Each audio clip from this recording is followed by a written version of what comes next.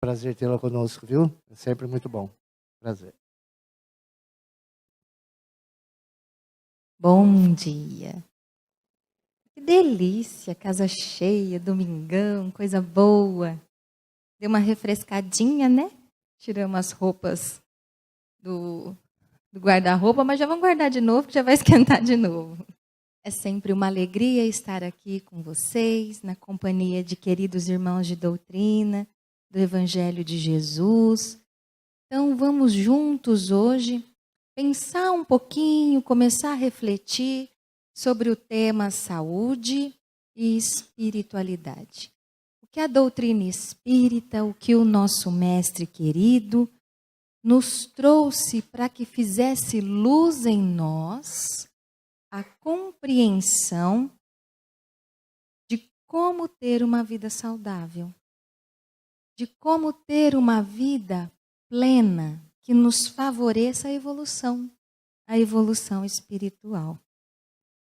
Esse tema é um tema muito trabalhado porque é um tema que diz respeito a todos nós.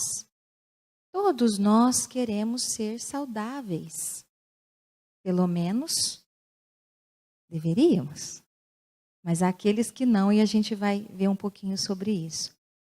Todos nós passamos por situações de sofrimento, de angústia, de adoecimento, de enfermidade.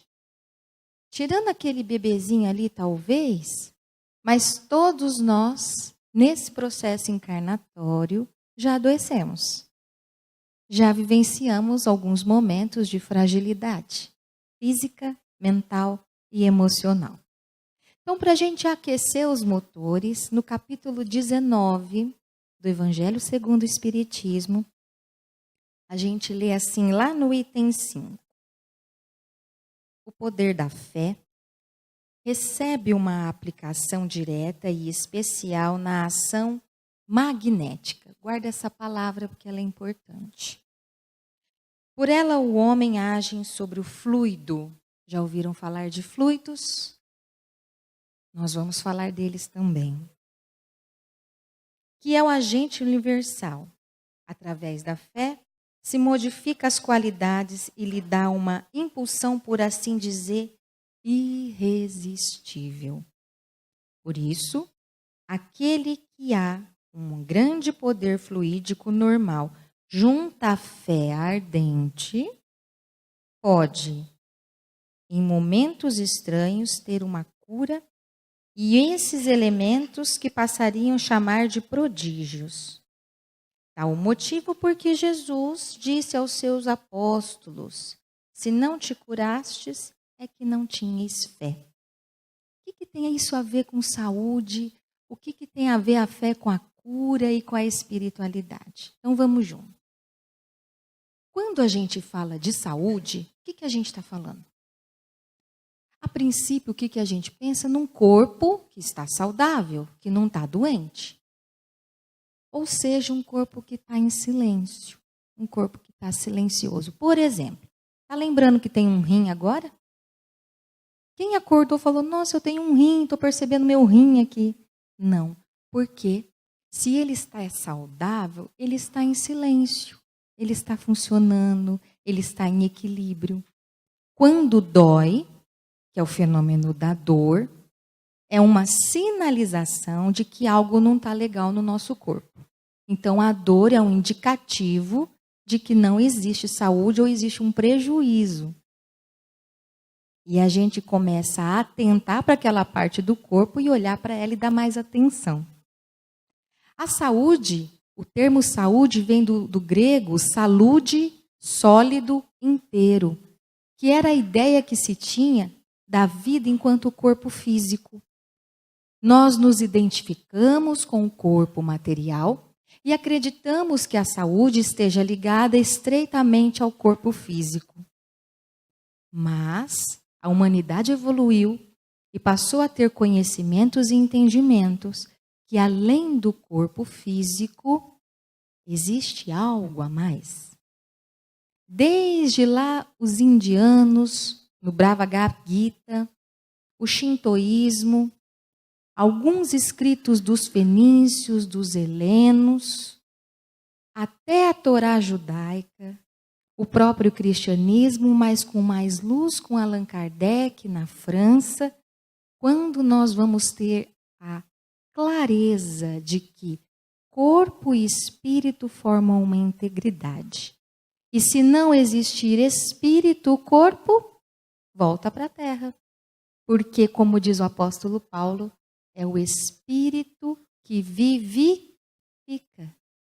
Nós estamos aqui num estado de consciência porque o nosso espírito está em sintonia e vibrando com este instrumento físico que chamamos de corpo. Quando este corpo manifesta uma enfermidade, é porque ele está transmitindo um desequilíbrio do espírito. Ou seja, a sede da saúde e da enfermidade está no espírito. O corpo, ele transmite este desequilíbrio. Neste momento, todos nós temos colônias de bactérias, de vírus, que convivem conosco, com os quais nós convivemos, mas que estão em silêncio. Está tudo bem. Nós temos outros elementos dentro de nós, nossas células de defesa, que fazem com que esses nossos irmãozinhos menores na evolução, que são os vírus e as bactérias, fiquem quietinhos e não causem prejuízo. Mas por que será que o mesmo vírus numa pessoa deixa ela de cama detonada e a outra trabalha e faz de tudo e não acontece nada? Muitas vezes uma carga viral até maior. O que nos diferencia uns dos outros e deixa a medicina, os profissionais da saúde, muitas vezes sem saber o que fazer? Nunca antes na história tivemos tantos códigos internacionais de doença. A gente já está indo para a CID-11, né? Cada doença é catalogada, colocado um código, e desse código tem subcódigos.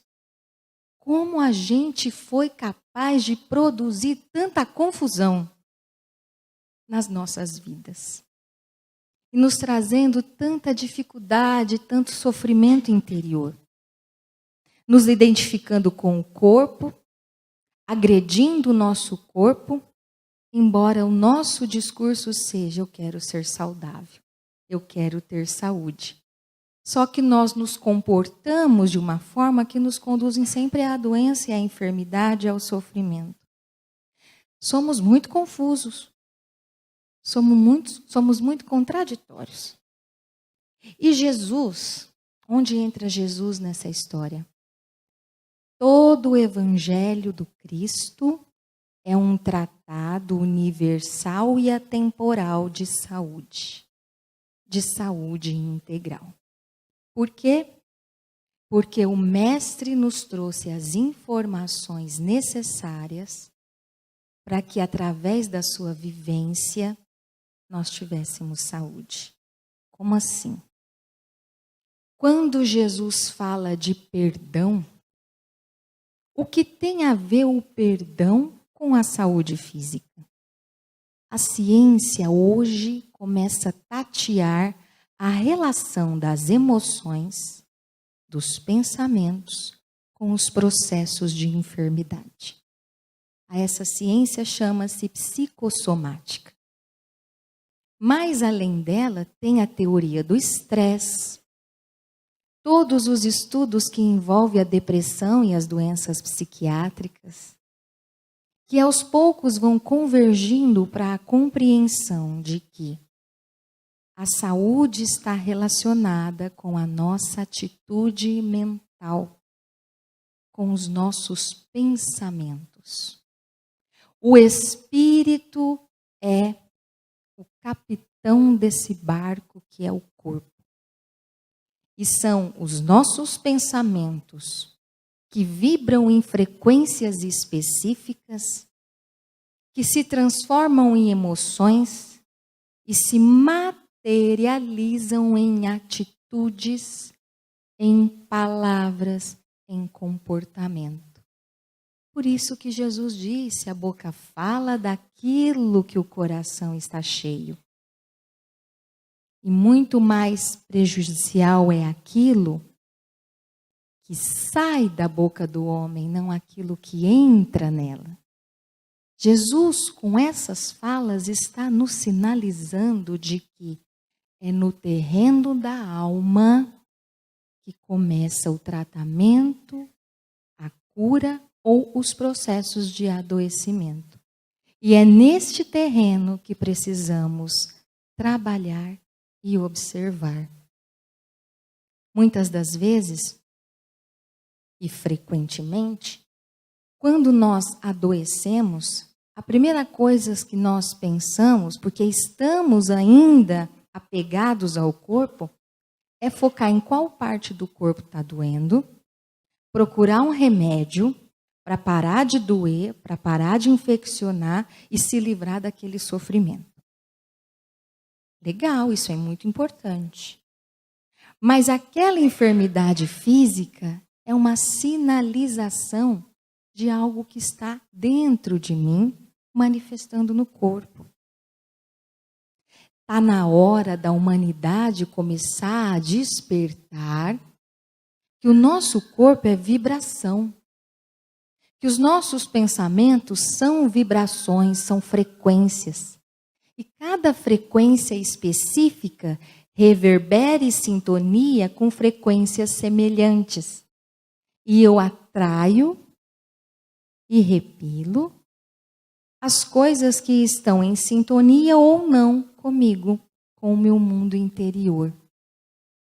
Portanto, muitos famosos, são aqueles trabalhos que falam, aqui tem tratamento de cura. Esse passe é forte. Aqui tem não sei o que faz cura. Na verdade, a cura, de acordo com a doutrina espírita, o Evangelho do Cristo, ela é uma consequência das transformações do espírito, da alma, que deixa de vivenciar um estado de perturbação e passa a vivenciar um estado de equilíbrio, através da mudança do pensamento. Os maiores trabalhos de cura em nós são em palestras, em estudos, que é através delas que a gente vai modificando o estado mental, vendo a vida de uma outra forma.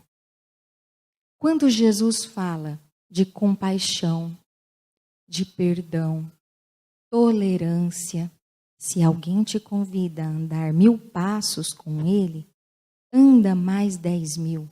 Ou seja, disponibilidade para o bem, para estar com o outro, estar a serviço. Se te baterem em uma face, oferece a outra. Isso parece, 2000 anos se passaram, e isso para nós ainda parece inadmissível. Olha onde nós estamos ainda. Essa fala do Cristo reverbera em nós com muito desconforto. Se te baterem em uma face, ofereça a outra. Imagina a sociedade atual. Se alguém nos fecha no trânsito, já entramos em desequilíbrio. Imagina se bater na face. Se alguém nos fala uma palavra que a gente não gostou, a gente já entra em desconforto emocional, já desequilibra o pensamento, começa a secretar uma série de hormônios, cortisol, uma série de vibrações tóxicas. E nos desequilibramos o dia inteiro. E aí, por aquele desequilíbrio, vem a dor no estômago, vem a dor de cabeça, vem aquela contratura muscular e dói, a lombar, a cervical, o pescoço trava. Só que isso veio de um desequilíbrio que começou antes. Ah, mas então a culpa é do mundo? São das pessoas? Não é uma questão de culpa, é uma questão de entendimento. Aquilo que a pessoa disse, fez, me incomodou, é porque aquilo eu não trabalhei dentro de mim. Porque se eu tivesse trabalhado, não iria me incomodar. A doutrina espírita, ela traz esse desconforto. Porque o tempo todo ela nos chama a responsabilidade pela nossa vida. Não dá para falar que é o outro responsável pelo meu sofrimento e pela minha dor. Sou eu. Sou eu que estou no comando dessa casa que é este corpo. Sou eu que coordeno o fluxo dos meus pensamentos. Lígia, pode parar. Eu não coordeno nada. Os pensamentos vêm a mim, eu nem controlo. Quando eu vejo, eu já estou pensando naquele filho que foi embora. Quando eu percebo, eu já estou pensando no meu irmão que está me devendo e não paga. Eu estou lembrando daquilo que me falaram em 1987. Olha isso, já me disseram isso. E eu tenho essa mágoa até hoje, porque aconteceu isso. E são essas coisinhas que vão compondo a nossa história. As nossas grandes dores não vêm de um fenômeno catastrófico que acontece em nossa vida em determinado dia. Não, são acúmulos. Acúmulos. E são coisinhas, e pensamentos, e situações que a gente não limpa. A gente não faz a limpeza. E aí no nosso perispírito vão se acumulando aquelas memórias tóxicas. Aquelas memórias tóxicas carregadas de emoções deletérias, que vez por outra, se não transformadas e trabalhadas, se transformam em processos de adoecimento. E por que eu falo processos de adoecimento? Eu não gosto do termo doença. Por quê? Porque não acreditamos que a doença existe como um ente em si. Ou HIV, a dengue, ou câncer. Não. O que existe são corpos que se enfermam, corpos que se adoecem. Porque o mesmo vírus do HIV se manifesta de forma diferente em cada criatura. O mesmo vírus da dengue se manifesta de forma diferente em cada corpo. Então, são processos de adoecimento. São mentes enfermiças que adoecem o próprio corpo. É preciso a gente começar a trabalhar esse entendimento. O que o meu corpo está me dizendo? O que essa dor está querendo me contar? Eu costumo brincar assim. Quem tem um carro, quem tem um veículo, tem o painel e várias luzinhas. Um dia eu vou saber para que serve cada uma. Eu só sei a do combustível ali. Mas tem umas luzinhas ali.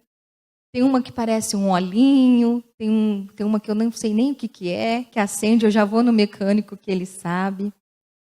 Mas o que está querendo dizer aquela luzinha no painel? É um indicativo, é um sinal de que aquele carro tem algum prejuízo ou de que está tudo ok.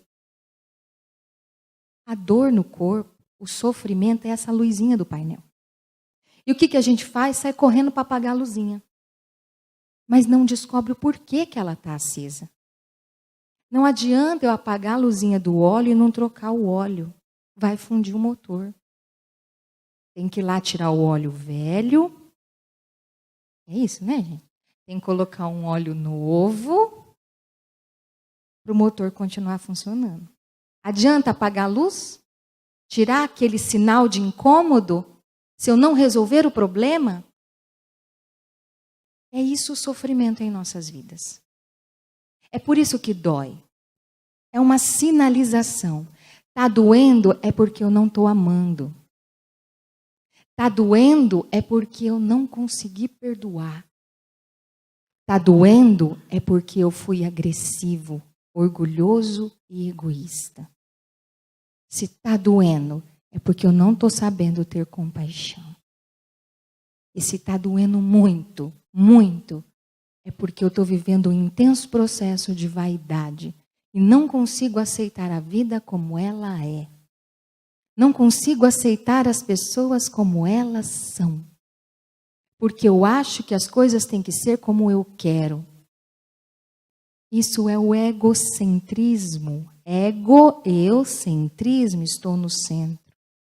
Nos posicionamos na família, no trabalho e na sociedade como se fôssemos o sol da humanidade e as pessoas tivessem que orbitar em volta de nós, fazendo as nossas vontades, os nossos desejos. E quando nós nos frustramos nas nossas vontades, quando o outro não faz o que eu quero, quando não diz o que eu quero ouvir, eu imediatamente aciono a minha evolução espiritual e torno-me agressivo. E quando eu identifico, escaneando pelo inconsciente, que ali não cabe agressividade, eu não tenho forças para brigar, então eu me deprimo. E de certa forma, nós sentimos todos estados de melancolia, estados de tristeza e um processo de enfermidade mais grave que é chamado depressão. E tudo isso é reflexo da rebeldia da nossa alma. A nossa dificuldade de ter humildade. A saúde integral é descomplicar pelo lado de dentro. É trazer leveza para a vida. Muitos de nós não adoeceríamos se conseguíssemos aceitar as pessoas como elas são. Não querer forçar que o outro seja diferente do que ele é. Com todos os seus defeitos e qualidades classificados por mim. Porque nós somos ótimos em classificar as pessoas. Fulano é assim, fulano é assado. Mas tudo que eu estou falando do outro, eu estou falando, na verdade, é de mim mesmo. O Freud tem uma frase muito interessante. Quando Pedro fala de Paulo, eu sei mais sobre o Pedro do que sobre o Paulo. Quando eu falo do outro, eu estou falando de mim. Aquilo que me alegra, me deixa feliz no outro, são os comportamentos do outro que satisfazem os meus desejos, as minhas vontades, o meu ego, me fazem bem. Mas quando o outro age diferente, pronto, não olha mais na cara. Faz biquinho, faz birra, né? A gente faz isso. E aos poucos, em algumas situações, vão acumulando mágoas, ressentimentos, animosidades. Não adianta colocar Rivotril sublingual. Não adianta tomar Dorflex para relaxar a coluna, os ombros. Se eu não transformar a minha forma de ver aquela situação. E aí agora a gente, compreendendo os processos de adoecimento, vamos para os processos de saúde do espírito, que é a saúde do corpo. Como trabalhar a vida para não sofrer tanto? Tanto sofrimento desnecessário a gente passa, muitas vezes por rigidez. Quanta rigidez a gente tem na vida, inflexibilidade, dureza com as pessoas. No fundo, a gente está sendo duro com a gente mesmo. A pessoa que ela é perfeccionista, ela sofre muito. Porque tudo tem que ser do jeito que ela quer, na hora que ela quer, tudo organizado. Só que na sociedade capitalista isso é louvado, porque gera progresso, né? Muitas vezes, e tem o seu lado bom. O duro é o sofrimento que perpassa tudo isso. Como a gente trabalha o nosso íntimo, então?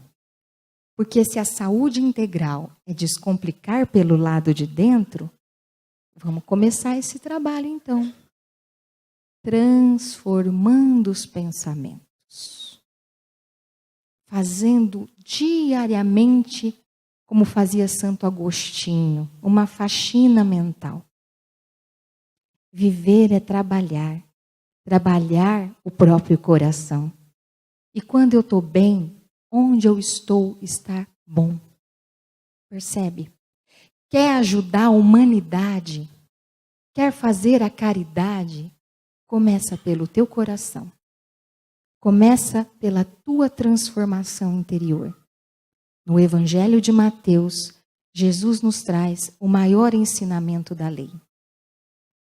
Amar a Deus sobre todas as coisas e ao próximo como a ti mesmo. Começa aqui. A iluminação da humanidade começa com a iluminação de cada um de nós. E esse é um trabalho, uma responsabilidade nossa. Ninguém dá aquilo que não tem. Como eu ofereço perdão, amor, compaixão, tolerância, carinho, alegria, entendimento e harmonia, se o meu coração está cheio de mágoa, dor, rancor, saudade, medo, dúvida, eu não posso dar o que eu não tenho dentro de mim. E é no maior tratado de saúde que nós vamos encontrar o remédio. O Evangelho de Jesus. Por muito tempo isso pareceu estranho, mas a cura começa na compreensão daquilo que Jesus nos trouxe e no exercício cotidiano. A gente escuta muito assim, a vivência do Evangelho. Eu estava conversando com o mestre, eu falei, não vou viver ainda, eu vou exercitar primeiro. Eu não dou conta ainda, gente, é difícil. É difícil oferecer outra face quando alguém te bate em uma. Me fala uma palavra torta, eu já estou assim. Você imagina se bater na face. Não sei vocês, estou falando eu que eu tenho muito atraso ainda. Então é um exercício. E aí quem está em treinamento, quem está em estágio, quem está em exercício, pode errar? Pode, gente, pode errar. Comecemos a ser menos duros conosco, mas não é continuar no erro. Esse é o ponto. Retoma da onde errou. Quem vai te sinalizar que o comportamento está errado? A dor amiga. O sofrimento pedagógico. Entende a função deles na nossa evolução? Quando eu falo dor, não falo só de dor física. Eu falo as dores da alma. Aquele trem ruim que fica aqui, sabe? Aquele nó que fica aqui. A cabeça que fica pesada, o coração que palpita. Aquele cansaço que às vezes dá. O que é isso? Isso é uma bênção. Tomar remédio para tirar o sintoma não resolve o que precisa ser resolvido. A transformação do coração. Se eu não tomar as rédeas da minha vida, eu vou ser como um barco solto em alto mar, sujeito às intempéries e tempestades, frágil e vulnerável. Nós temos, todos nós, o DNA divino. Vós sois deuses. Nós somos aquilo que nós quisermos ser. Depende de nós. Temos a vida que quisermos ter. Mas quando eu falo isso, a gente esbarra no fenômeno do espaço-tempo. Porque a gente quer, mas que agora, né? Mas eu quero ter uma vida assim e não tenho. É porque a gente está numa sociedade moderna pautada pelo aqui e agora, pela pressa. O que é divino demanda tempo. O tempo de amadurecer. O tempo de desenvolver. E assim são as nossas virtudes que se transformam em saúde, que é reflexo dela. O que eu preciso trabalhar em mim. Eu vou trabalhar no meu tempo. E olhando para isso com carinho, com paixão. E às vezes fazendo graça de mim mesmo. Feliz é aquele que pode rir de si mesmo. Sabe quando a gente olha o próprio erro e fala, nossa, que mancada que eu dei. Ixi, dá até vergonha. Mas tá bom, respira fundo, não dei conta de fazer, mas da próxima eu vou conseguir. Sejamos amigos nossos, companheiros de nós mesmos. O nosso melhor amigo sejamos nós mesmos. Com esse alto amor que Jesus nos ensinou. Com esse poder da fé. O que é essa fé? Fé não é crença, fé é confiança. É confiar e ter a certeza de que ninguém está sozinho no mundo. Todos nós estamos amparados pelo amor de Deus, que se manifesta pelas suas leis, que são justas e perfeitas. Todos mergulhamos e estamos vibrando aqui, encarnados e desencarnados, nesse mar de vibração que nos sintoniza um com os outros. E todos estamos conectados ao Cristo. O Cristo é a nossa fonte primordial de saúde e bem-estar. É pela prece que eu vou me alimentando e abastecendo o meu ser para me fortalecer e continuar na vida. O trabalho no bem é um instrumento de transformação interior. A caridade, como diz São Paulo, a caridade, como dizem os espíritos nas 5 obras de Kardec, as principais, tirando as revistas, é um instrumento de transformação interior. Então não adianta nada eu fazer sopa, não adianta eu ajudar no legume, ajudar na rouparia, participar de campanha, se eu não estou me transformando por dentro.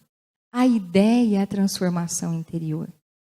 Utilizar essas atividades para olhar para um sofrimento que é maior do que o meu e despertar o segredo da felicidade.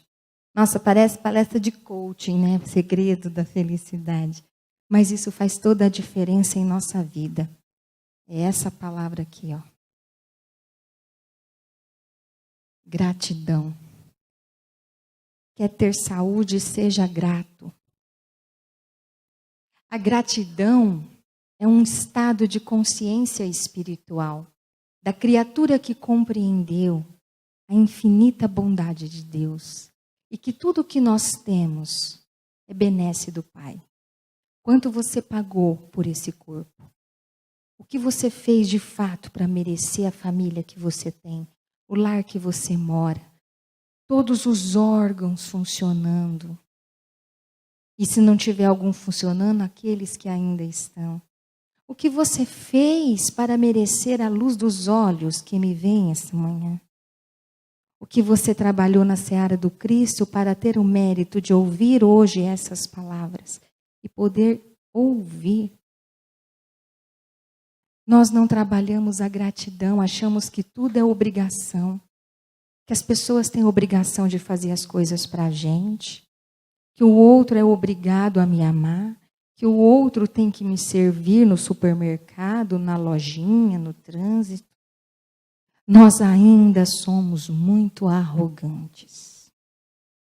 E essa nossa arrogância, o que é a nossa arrogância? É a nossa confusão de não se situar na vida. A gente não tem clareza de quem nós de fato somos. Essa clareza, ela vem, e quando ela vem, a gente vive uma experiência chamada humildade. O que é a humildade? A humildade não é se vestir pobrezinho, se fazer simplesinho. Convivo, às vezes, com moradores de rua extremamente arrogantes. E conquanto já tivemos convivência com pessoas de boa condição econômica, muito humildes. A humildade tem a ver com o se situa da alma. O que significa? Quem eu sou hoje, aqui e agora? 2018, São José do Rio Preto, Brasil. Eu sou um espírito imortal. Eu sou um espírito divino. Mas, dada a realidade que eu vivencio, eu consigo identificar a minha história passada. Não precisa de apometria, não precisa ficar escaneando vidas passadas. Olha a sua vida hoje. Ela é um reflexo do seu espírito imortal, da história que nós estamos escrevendo com as nossas próprias mãos. E tem a ver com aquilo que eu sinto, com aquilo que eu penso. Como eu ainda lido com a realidade. Será que o Evangelho de Jesus ainda é o meu norte? Será que algum dia ele foi? Mas para eu ter essa experiência e exercitar, eu preciso conhecer. E conhecer o Evangelho é um primeiro enamoramento. Eu tenho que me relacionar com esse Evangelho. Sempre tem um Evangelho no lar. A leitura edificante de uma obra, a prece. São coisas simples que nós vamos colocando no nosso cotidiano, que gotinha por gotinha, pouco a pouco, vai nos transformando. Mas é preciso a nossa vontade. Os espíritos respondem a Kardec quando ele pergunta sobre o que é necessário para a gente fazer a nossa transformação. E os espíritos respondem, muitas vezes, apenas boa vontade. Eu tenho que querer. Porque senão eu vou ficar peregrinando em consultório médico, vou peregrinar em exames, vou tomar uma coletânea de medicamentos que acalmam o corpo, regulam a pressão arterial, estabilizam o nível de insulina da diabetes, regulam algumas secreções do fígado, da circulação, mas o meu coração eu não estou trabalhando, eu não estou transformando, eu não estou modificando. O corpo é só um instrumento. A vida está no espírito. A saúde está no espírito e, portanto, a doença também, a cura também. É tempo de despertar esse entendimento. Voltar a consciência para o mundo interior. Conversar consigo mesmo. O que eu estou sentindo? Por que aquela pessoa me incomoda tanto? Por que eu fiquei tão irritado naquela situação? O que realmente pegou? Sejamos honestos.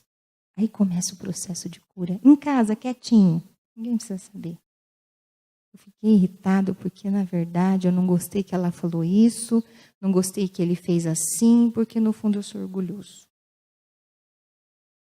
Preciso mudar isso. Através da prece, do trabalho, da leitura. Respira fundo, identificou? Precisa trocar o óleo. Vamos trocar o óleo, então. Coragem. É isso que Paulo fala quando ele fala sobre a coragem da fé. Confiar que tem um Deus maravilhoso e que eu posso mudar essa realidade. Eu posso me transformar. Eu posso modificar não lá fora, aqui dentro. Porque quando eu mudo aqui dentro, todo o meu universo, toda a psicosfera que me envolve se modifica. Psicosfera, todos temos entendimento. O campo espiritual que nos rodeia. Esse campo espiritual tem uma frequência, tem uma vibração, que parte primeiramente de mim e ressoando no fluido cósmico universal, reverbera e volta para mim. Então, aquilo que eu emano é aquilo que eu recebo. Em pensamentos, em emoções, tanto de encarnado quanto desencarnado. A frequência de pensamento que eu emito vai sintonizar com frequências semelhantes. Se eu tenho um golinho de uma água, se eu fiquei irritado com ressentimento, eu entrei naquela frequência, naquela faixa. Vamos supor, 59 ponto não sei o que FM. Eu vou ouvir aquele som e vou me sintonizar com aquilo. E se eu não tomar cuidado, outras ondas se assomam. E o que era uma simples mágoa se transforma num grande sofrimento, numa discussão, num rompimento de relações, numa confusão dentro de casa, no trabalho, porque eu não cortei a sintonia. É por isso que Jesus nos fala: vigiai e orai a todo instante. Vigiai e orai. É preciso estar vigilante em tempos como os nossos, com essa humanidade tão vasta de quase 8 bilhões de almas, 23 bilhões de almas, quase 8 encarnadas. Esse é um censo aí que se tem, tá? Nada é exato. Só para a gente mais ou menos pensar que tem muita gente por aqui. E nós estamos todos sintonizados. Eu estou no trânsito, veio a irritabilidade, eu entrei em sintonia. Entrei em sintonia com algum irmão espiritual que está na mesma frequência. Ele entra no carro comigo e vai para onde? Para minha casa. Estava um ambiente muitas vezes harmônico. Eu trouxe da rua essa perturbação, esse estado de confusão. E aí vem uma discussão com a esposa, com o filho, com a mãe, com o pai. E aí já começa a lembrar no que aconteceu o mês passado, na semana passada. E o que era para ser cortado se transforma numa dimensão enorme. E a nossa casa, que é o nosso refúgio, o nosso templo de harmonia, a nossa casa é um lugar muito importante. A faxina física e a faxina espiritual é cotidiana. Esse saneamento espiritual do nosso lar é fundamental, porque quando a gente chega em casa, a gente tem que se sentir bem. E é preciso cuidar do próprio lar.